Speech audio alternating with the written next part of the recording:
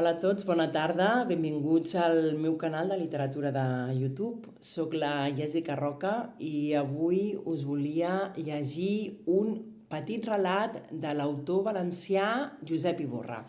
He començat a llegir fa un parell de dies el seu nou llibre que ha publicat la institució Alfons el Magnànim, que són els seus quaderns 1980 any 2000, i que està dintre de la publicació de tota la seva obra literària que estan editant la seva família i que està publicant la institució valenciana Alfons el Magnànim.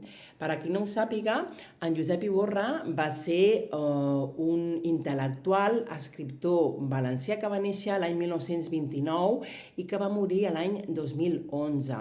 Ell va ser catedràtic d'institut i també director adjunt de l'Institut de Ciències de l'Educació de València.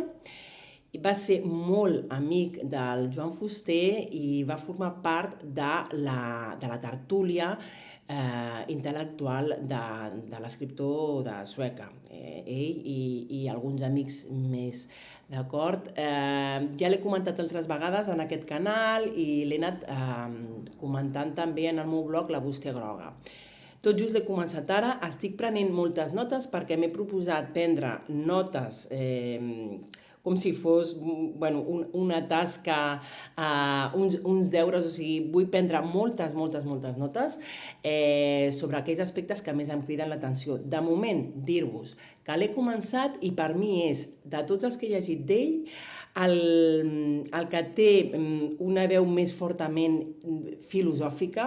De fet, ell tenia formació en filosofia i lletres i sempre ho he dit que el que caracteritza molt en Josep Iborra, en totes les seves narracions, és aquest transfons filosòfic. Li dona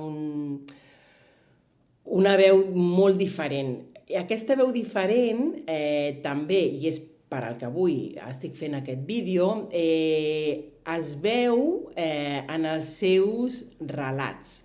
Bé, Josep Iborra també va ser narrador i, de fet, de molt jove va treure un llibre que es diu Paràboles i prou, que és de narracions de ficció, i de tant en tant ell mai va deixar, o sigui, tot i que va dir que deixava de banda la narrativa perquè es trobava més còmode fent assaig literari, fent comentaris sobre música. En aquests també ens anem trobant escrits sobre música perquè era un gran melòman, filosòfics, de caire cultural, especialment des de la Revolució Francesa fins als nostres dies, fins als dies que ell va morir, però també d'abans, des de l'evolució de l'època dels grecs, llatins, els clàssics llatins.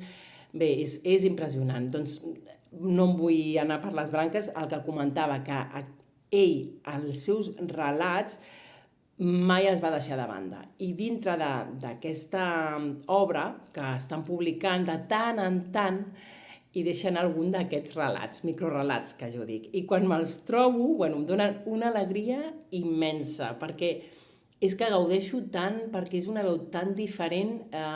Jo a vegades l'he comparat amb el Sherwood Anderson, que és un autor nord-americà de finals del segle XIX, principis del XX, i és que té aquesta veu molt interior. També l'he comparat amb Franz Kafka. De fet, ell, aquí i en altres llibres seus, altres dietaris també el comenta, perquè té aquest punt com surrealista, un punt molt inquietant. De fet, el relat que llegiré avui ja ho veureu, que té aquest com un punt inquietant i, segons com, també com malèvol. O sigui, fa molta gràcia, no? Perquè, ostres, xoca dintre de la seva obra assagística trobar-te amb aquest tipus de relat. I és que és una veu tan, com dir-ho, en primera persona, que és una veu molt potent. És dintre dels pocs relats que fa, la seva veu és molt potent i a mi m'encanta. Per això jo avui no tenia pensat llegir encara cap, em volia esperar-me més, però us vull avançar aquest. No sé més endavant si me'n trobaré més, segurament sí. Com us he dit, estic prenent moltes notes, que ja publicaré en el meu blog La Bústia Groga, però bé, ara us vull llegir un... No sabia si llegir-vos un que he trobat sobre una casa, que intueixo que és la seva casa de la infància, o un altre que jo he titulat La Bestiola, que és molt curt. Us llegiré aquest de La Bestiola, ja veureu com és aquesta veu com una mica inquietant que té, malèvola, amb tints de ciència-ficció. Començaré a llegir-lo, a veure si us agrada. Jo l'he titulat La Bestiola. Diu així: hi havia una petita bestiola indefinida en la seva espècie, rodona com una esponja. Però potser rèptil. Feia mal, era un perill permanent. Vam sortir a caçar-la. La trobàrem amagada en un mur.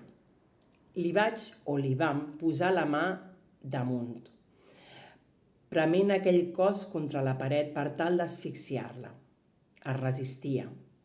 Tenia una força estranya que feia inoperant la nostra. A poc anàrem reduint-la, oprimint-la. Però no hi havia manera. Es defensava amb una obstinació poderosa.